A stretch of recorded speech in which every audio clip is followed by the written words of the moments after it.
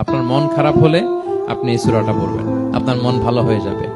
এটাকে দি anti depressant সূরা বলে, মানে ডিপ্রেশন কাটায় ফেলে।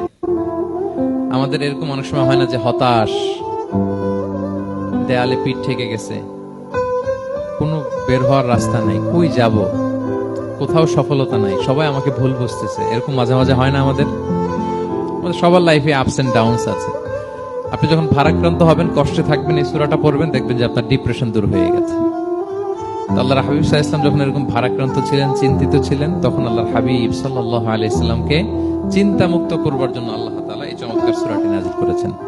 আল্লাহ নাযিল করলেন, আউযু বিল্লাহি মিনাশ শাইতানির রাজিম, বিসমিল্লাহির রহমানির রহিম, ওয়াদ-দুহা ওয়াল-লাইলি ইযা সাজা মা ওয়াদ্দাআকা রাব্বুকা ওয়া মা ক্বালা ওয়ালাল আখিরাতু খায়রুল লাকা মিনাল উলা ওয়ালা সাওফা ইউতিকা রাব্বুকা ফাতারদা।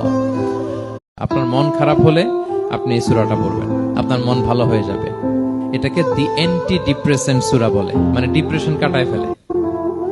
আমাদের এরকম অনেক সময় হয় না যে হতাশ, দেয়ালে পিঠ ঠেকে গেছে, কোনো বের হওয়ার রাস্তা নাই, কই যাব, কোথাও সফলতা নাই, সবাই আমাকে ভুল বুঝতেছে, এরকম মাঝে মাঝে হয় না? আমাদের সবার লাইফে আপস এন্ড ডাউনস আছে।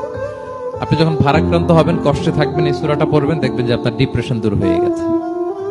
আল্লাহর হাবিব সাল্লাল্লাহু আলাইহি ওয়াসাল্লাম যখন এরকম ভারাক্রান্ত ছিলেন, চিন্তিত ছিলেন, তখন আল্লাহর হাবিব সাল্লাল্লাহু আলাইহি ওয়াসাল্লামকে চিন্তা মুক্ত করবার জন্য আল্লাহ তাআলা এই চমৎকার সূরাটি নাযিল করেছেন।